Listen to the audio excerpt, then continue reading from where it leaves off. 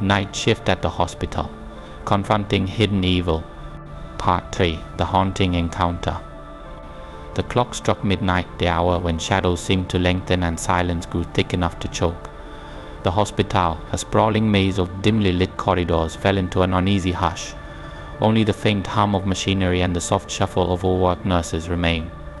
Hannah felt the weight of exhaustion pressing against her chest as she made her rounds, her footsteps echoing down the desolate halls. But tonight there was something different in the air, a chill that seeped into her bones, a stillness that pressed down like a heavy hand. She passed the flickering overhead light near the east wing, its stuttering glow casting erratic shadows that danced and swayed. Hannah shivered and pulled her sweater tighter around her. "It's just another shift," she whispered to herself, trying to ignore the nagging sense of dread that had been gnawing at her since the recent tragedies. Her hands were still trembling when she reached for the patient chart clipped outside room 12. The quiet was deafening, the kind that made every creak and groan of the building sound sinister. Hannah moved on, her mind drifting back to the whispered rumors among the staff, the strange occurrences, the cold spots, the murmured cries that had no source. Most dismissed it as nerves, as stress. But she couldn't shake the feeling that something was very, very wrong. She turned a corner and nearly dropped her clipboard.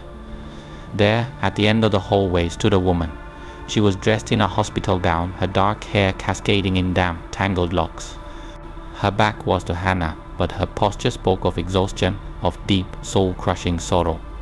The woman stood motionless, as if carved from stone, her thin shoulders trembling with each shallow breath. For a moment, Hannah thought she was just another patient who had wandered out of her room, but something felt off.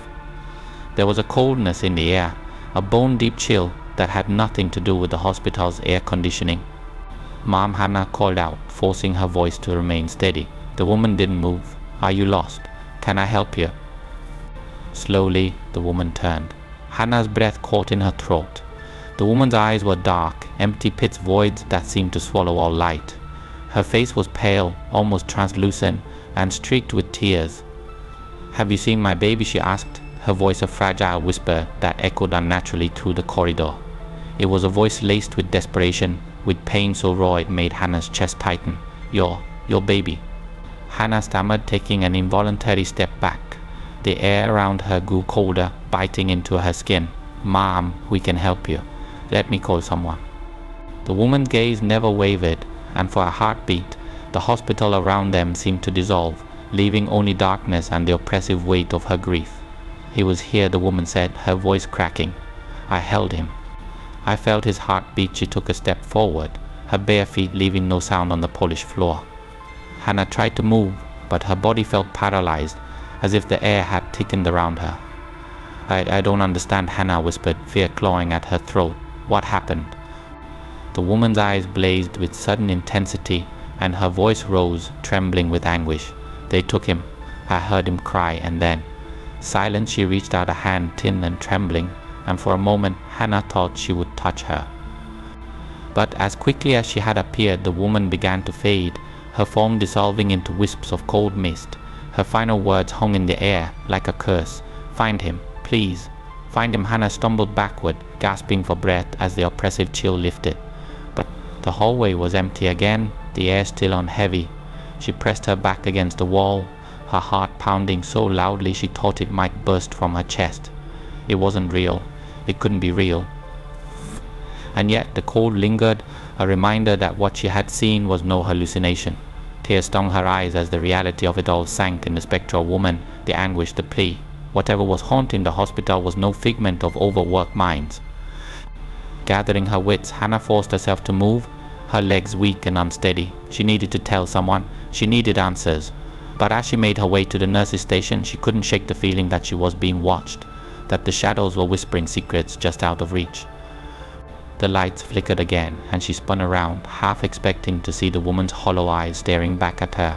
When she reached the station, Bethany was there, her face pale and drawn. "Are you okay?"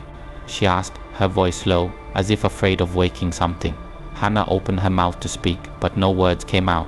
She sank into a chair, her body trembling. "I saw her," she whispered at last. "The woman. She's looking for her baby." Bethany's eyes widened, and for a moment neither of them spoke. Finally she leaned in closer, her voice barely more than a breath. "You're not the first," she said. "Others have seen her, always wandering, always searching." Hannah's blood ran cold. Why? Why hasn't anyone done anything? Bethany looked away, her hands twisting nervously. "What can we do?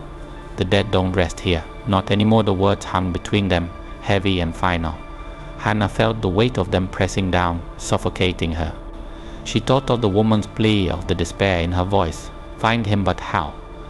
How could they help a spirit trapped in grief, in pain?